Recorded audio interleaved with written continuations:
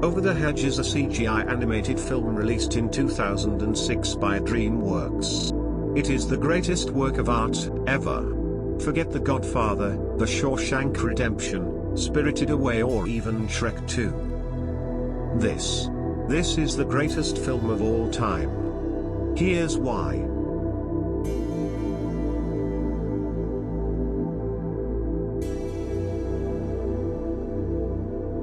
Over the Hedge begins with RJ, our amazing Bruce Willis raccoon, heading into a cave. We see a bear, asleep, with a massive pile of food. Now, RJ is a hungry boy, so he wants that food. But oh no. The bear wakes up, and the food is destroyed. RJ has to get the food back within a week, otherwise something very bad will happen to him. Cut to our other protagonist, Vern, and his friends. They've just woken up from hibernating in the winter. And, oh no. There's a hedge in their forest. Suddenly, our wonderful raccoon appears and says there is food. This is getting long for just a summary, so I'm going to explain most of the film quicker. Vern almost dies, steal food, Gladys unhappy, Verminator is mean, Hammy gets rabies, RJ is nice now. It ends with an epic chase scene where Vincent, the bear from the beginning, is trying to kill RJ for not getting the food. Hammy then takes a leaf out of Quicksilver's book and goes extremely fast to eliminate the three villains in one fell swoop. I know I didn't explain the story well, but who cares? RJ was a villain protagonist before it was cool. However, he is not the main villain. He isn't even a villain. He's the antagonist. He is the reason the events of the film happen. Like I said before, he is not the main antagonist, but that doesn't change that he is one. He tricks Vern and the other animals into helping him to get the food for him to feed the bear.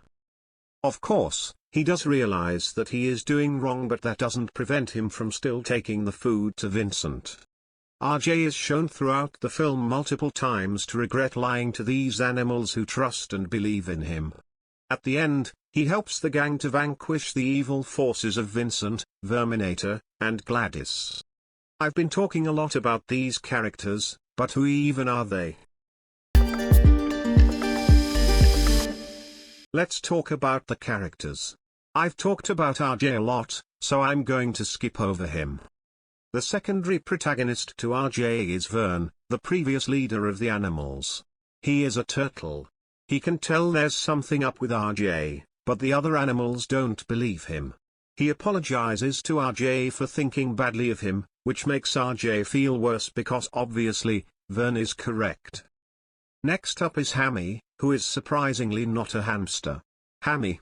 He is a squirrel who is also a cause of one of the scenes in the Sonic film. He goes really fast, and also is the first one to really work with RJ and trust him, while Vern still believes there is something up with RJ. There's Stella, a skunk who is also extremely important to the finale, but I do not wish to spoil it. Ozzy and Heather are two possums. The father, Ozzy, is a master of faking death and often tells people that they should just lie down and pretend to die. There is also this family of porcupines, who don't really serve any purpose. The main villain, Vincent, is a bear who was apparently friends with RJ before the film.